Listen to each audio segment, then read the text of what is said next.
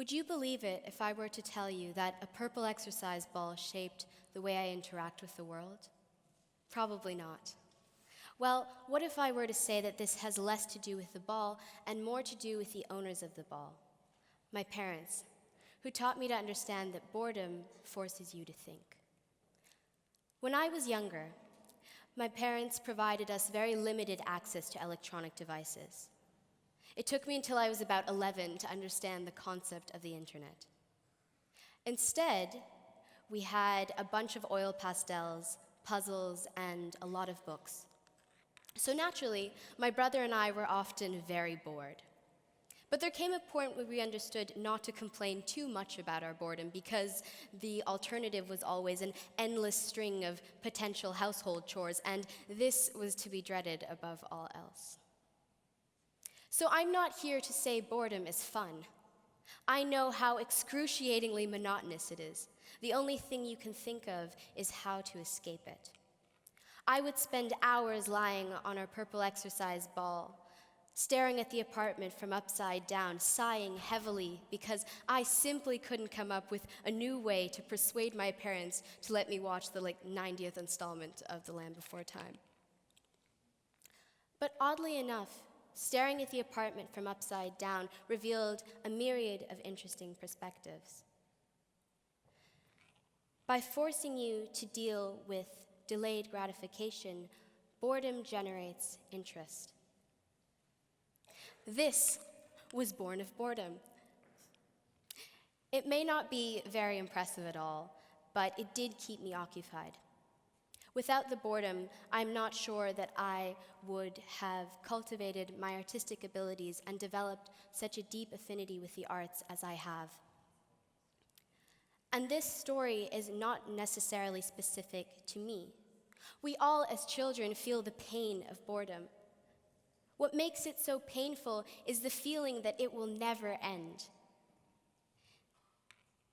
In the face of this seemingly inescapable boredom, we tend to become pretty inventive. And this is incredibly important to reinforce because we now live in an era where more and more children can be raised with permanent access to technology and social media.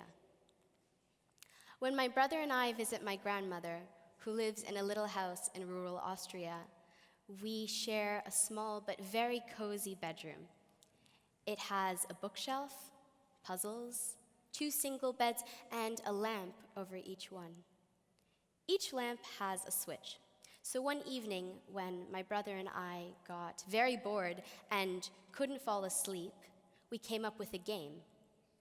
One of us would click the rhythm of a song until the other guessed it. And then the other would go. And we'd have so much fun doing this. But because of the immediate stimulation and instant gratification that technology provides, children today are less likely to get so bored that they will come up with such a ridiculously obscure game like my brother and I did. In the impatience to escape boredom, we now have the ability to reach for a distraction rather than to wait around for creativity to spark. Now, I know what you may be thinking. I'm some crazy zealot who hates the internet and doesn't have a profile picture because I fear my identity being stolen, which is pretty legitimate, by the way, but not, in fact, what I'm here to talk about. Because of the frantic nature of our increasingly interconnected world, we often think we are considering other perspectives when really we are only being presented manipulated truths. And as social media becomes a dominant part of our lives, we are often lacking interest in other perspectives. We are often lacking our own purple exercise balls, our own personal ways of reflecting on the world from our own unique perspectives.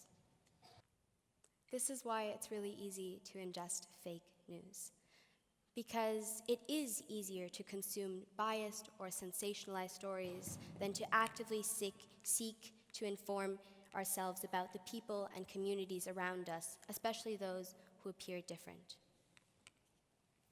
I learned this lesson when I moved from New England to Berlin, Germany. My first day at my new school found me hugging half my class in greeting. Unfortunately, they did not respond in kind, but rather stared at me like I had 10 pairs of eyes. I soon learned the differences between norms, expectations, and boundaries of German interaction. Suddenly, my purple exercise ball was pink. The old one was broken. I hated the new one. I wasn't ready for new, and I was uncomfortable. To adapt to this new change and my new environment, I had to listen, adapt, and improvise. So what does this mean for you? There is an institute in California that treats dyslexia as a problem of too many competing viewpoints. Essentially, they maintain that dyslexics often suffer from disorientation due to trying to see situations, visuals, and words from too many different perspectives. This creativity of thought explains why many dyslexics go on to become talented inventives and creatives. These are often people who know very well how to listen, adapt different viewpoints, improvise. Few people think of boredom or of dyslexia when it comes to thinking open-mindedly, but I think both are relevant triggers because at the end of the day, we often think too one-dimensionally and lack interest in other perspectives. Now, more often than not, when I sit in the U-Bahn, understimulated and undistracted, bored essentially, I let my mind drift. I watch the way sunlight hits the window. I study people's faces so I might draw them later. I wonder at people's lives and embrace these moments as ones where life pauses for us and gives us time to think. True, deep boredom, as I know it, rarely strikes because the moment you learn to accept it, you find yourself in another state of mind. So I encourage you to find your own exercise ball. What do you see when you consistently make the effort to see things from upside down and inside out? Or vice versa. And what happens, and what if this wasn't just a habit for exploring intellectual regions? What happens if we begin to use this same interest and curiosity when we interact with people? I believe it might lead to more empathy between us. Thank you for coming to my TED Talk.